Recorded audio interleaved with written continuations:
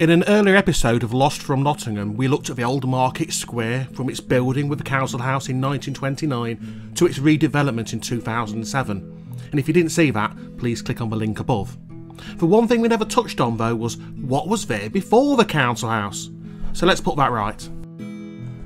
Built between 1724 and 1726 as the main offices of the Nottingham Corporation, the Nottingham Exchange cost £2,400, which is just over £500,000 in today's money. It was a 4-storey building with an 11-bay frontage, about 123 feet long, which is about 37 metres. Around the bottom of the Exchange was a variety of shops and stalls, including at the rear the open-air slaughterhouse and meat market known as a shambles. Inside was a great hall used for concerts, elections, meetings and exhibitions. The architect was also the mayor of the time, one Marmaduke Pennell. A clock was added a few years later in 1728 by the clockmaker James Woolley of Codnor. The Exchange underwent a major reconstruction between 1814 and 1815 at a cost of £14,000, which is well over £1 million today. A new clock was introduced in 1830 with a new dial being added in 1836. This was lit by gas jet until Sunday the 26th of November 1836 when a massive fire broke out causing substantial damage.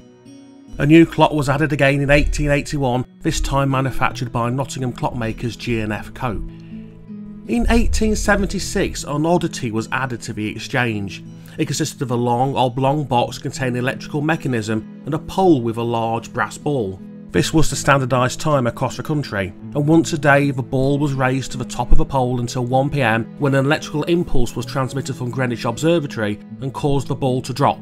It initially caused some excitement, however as time passed by, as you can imagine, it became a bit of a joke, and once it passed its usefulness it was dismantled in 1887. Eventually the decision was taken to replace the Exchange building, upgrade the market square and make it a more formal and impressive area, almost Vatican City-like.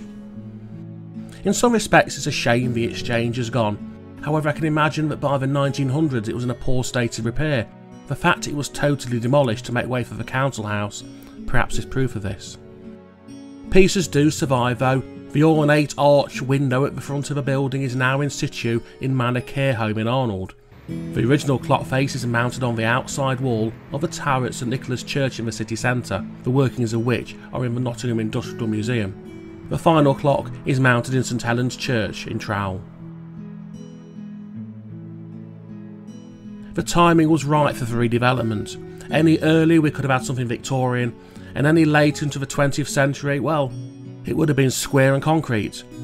If constructed now, probably a fancy steel or glass structure maybe. But today we're left with an impressive council house building itself, and although yes it needs a bit of a clean, it still dominates the marketplace in a way the Exchange never could.